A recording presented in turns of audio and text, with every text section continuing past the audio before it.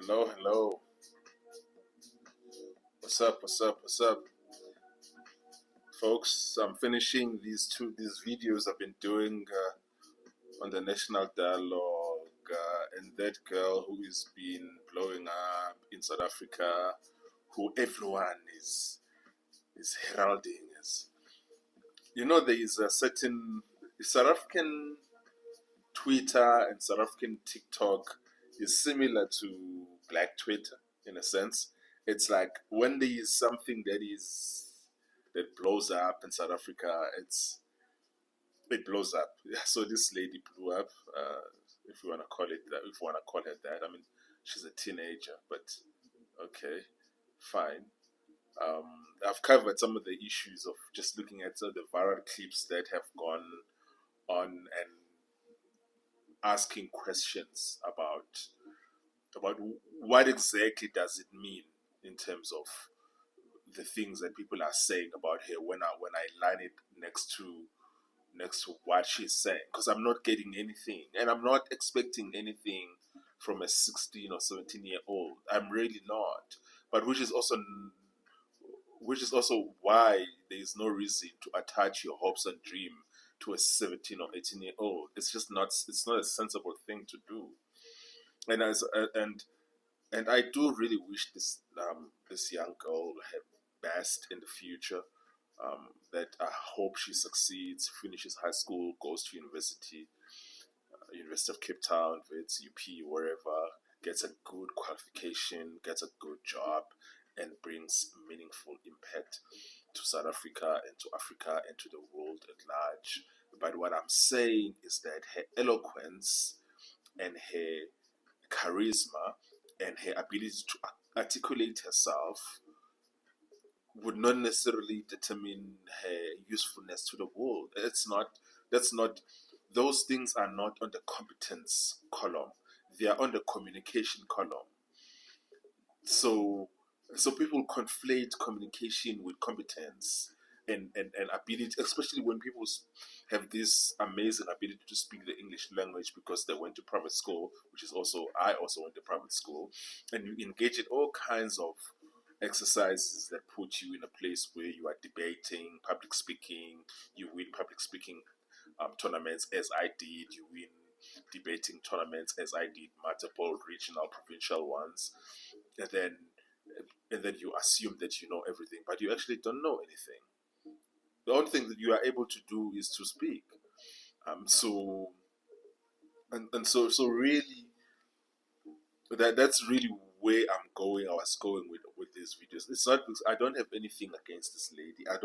I wish her well. I really do wish her well. The issue here is the critique of the South African electorate. As I said in the past, South African electorate is easily impressed by things that don't matter, measuring on the minors, measuring on the extraneous, measuring on the superfluous and on the superficial, while we need to major on the majors, while we need to major on the substantive, while we need to major on competence. Competence is what is needed. And in as I've said, in areas where things function, like in Asia, China, India, the UAEs and the Qatars of this world, they have order. Kids will come to a family meeting and they will sit down and listen and learn from people who have done things. So we need to go back to that as well. But again, let me just play a couple of more videos. Then I want to keep this video under 15 minutes if that's possible. So let's get into it very quickly, because I've done long videos now, which I don't really like to do. But okay, cool. Here's some of the stuff that she was saying when she was being interviewed by the SABC News channel. Day to day.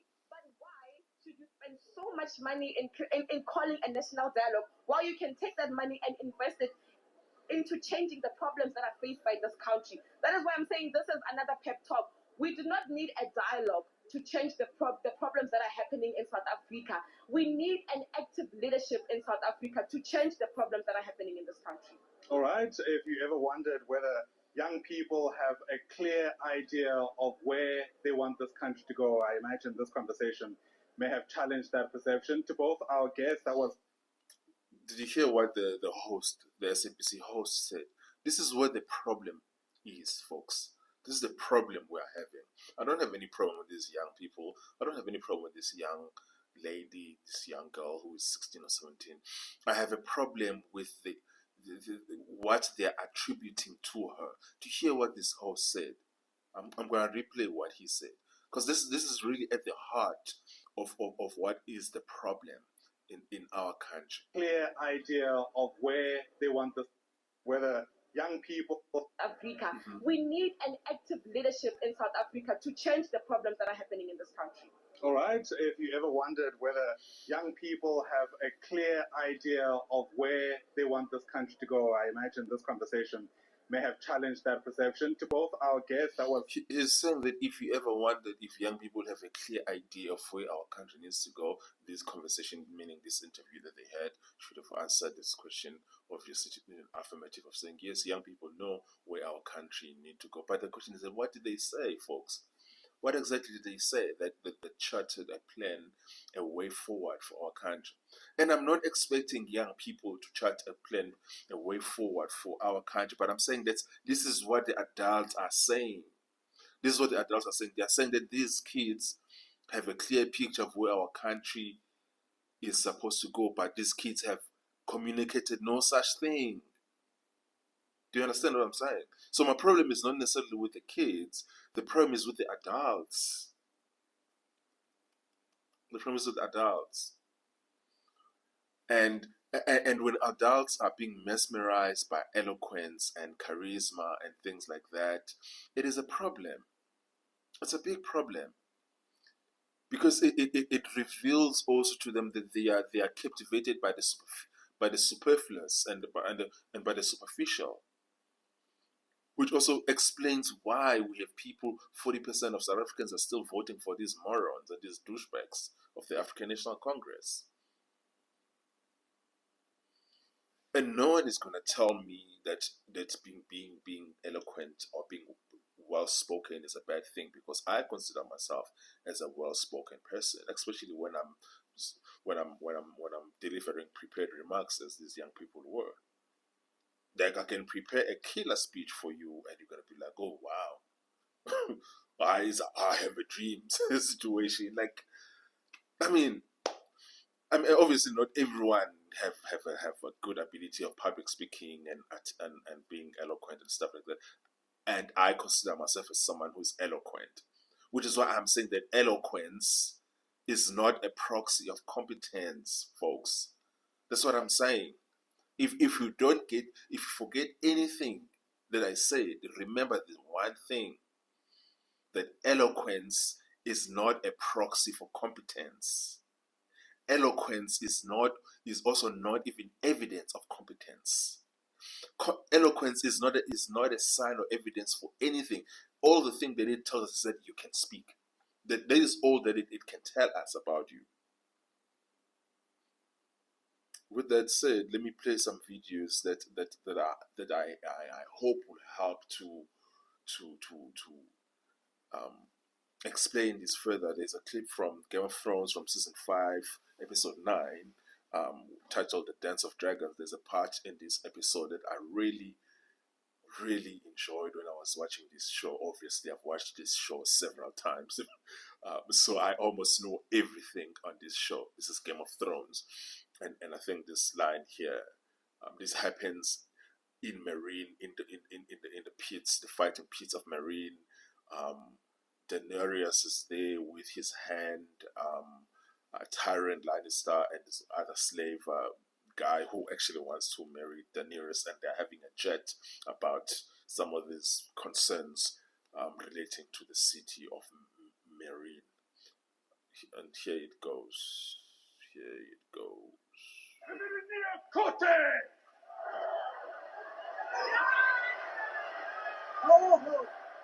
many people died to make this happen? If it comes to that, they would have died for a good reason. Those men think they're dying for a good reason. Someone else's reason. So your reasons are true and theirs are false. They don't know their own minds, but you do. Well said. You're an eloquent man. Doesn't mean you're wrong. In my experience, eloquent men are right, every bit as often as imbeciles. Did you hear that, folks? Did you hear that? You are well done. You are an eloquent man. It doesn't mean you are wrong. In my experience, eloquent men are as right as often as imbeciles. Do you get that? I'm going to replay it for you. Do you get that? Do you get that? Because I see so much fixation with eloquence in our society that is just baffling for me. Let me play it for you. They know their own minds, but you do. Well said. You're an eloquent man. Doesn't mean you're wrong. In my experience, eloquent men are right, every bit as often as imbeciles. Yes, that is true, folks. That is absolutely true. It's very important to remember that. Next time someone tells you just because someone is eloquent, therefore they are suited to become our next president, as it happens so often when it comes to a certain Vusi Tembegwai, who, as I said in the past, I have no issues with that gentleman. I just don't think that his eloquence is a sign for anything. And I'm not saying that, and it can be confused to say that I mean that it means that because he's eloquent, he's incompetent. No, I just think that the eloquence is not a measure of whether he's eloquent or whether he's competent or not. His competence will have to be measured by other things other than his eloquence, if that makes sense. Okay, I'm gonna play another video by this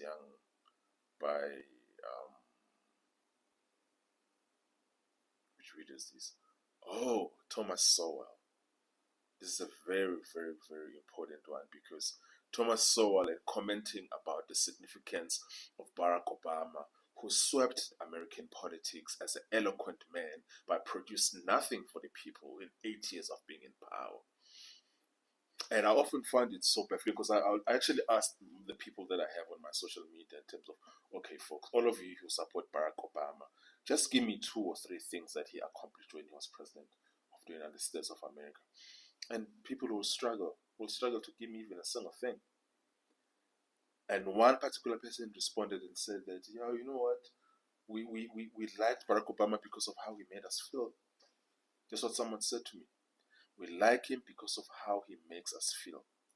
If so, it has nothing to do with it has nothing to do with the competence side of the equation. It has to do with in terms of how he makes us feel. This is the problem we're dealing with. And part of that, and he used and abused his eloquence. And Thomas Sowell, Professor Thomas Sowell of Stanford University at Hoover Institution, said some remarks about Barack Obama, and I'm going to play We're subsidizing the oil companies when they deduct the cost of doing business in order to arrive at the figure of how much net income they have. Everybody does that. Right. So this notion, though, that if you're rich, you ought to pay more. Straightforward enough, no? It is straightforward, but it's also straightforward nonsense. Why is that? People don't. They often speak of people who are rich as people who happen to have money. Everybody does that. Right. So, oil companies, when they. Sorry, I think I played the video on the wrong. I thought I had actually queued it up nicely, but then it turns out nope. Nope, I have not. Sorry, apologies. I'm gonna try again.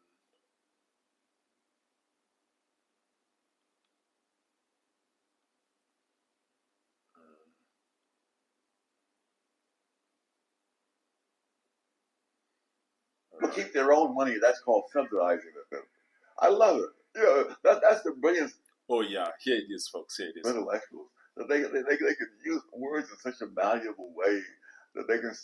I mean, Obama has an absolute talent for saying things that make no sense, but not only sound plausible but inspiring. You know, I mean, Did you hear that? This is one of the most iconic Thomas Sowell quotes, where he says that Barack Obama has this absolute ability of saying absolute nonsense. Not only does he have the ability to say it and make it sound plausible, but he make it sound inspirational. I always found that quote by Thomas Sowell to be just so profound because of how much people put so much weight on eloquence, even in the evidence, in the presence of incompetence. Because I think that Barack Obama is an incompetent person. We can disagree if you want. I don't really give a damn about that. I'm just gonna play it again. Obama has an absolute talent for saying things that make no sense, but not only sound plausible but inspiring. You know. Yep, folks.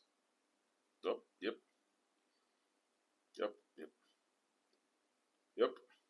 I mean, Obama has an absolute talent for saying things that make no sense, but not only sound plausible but inspiring. You know, Yep. Yep. So that is all that I wanted to say about that, folks. In asking myself in terms, as they are pushing this young 16, 17-year-old kid on us, and they are saying that, oh yes, future president. I'm just saying, by what basis, folks? By what basis? And the surprising thing that she might very well get elected as president, because the way that people get elected as president these days is not based on competence, but it's based on charisma.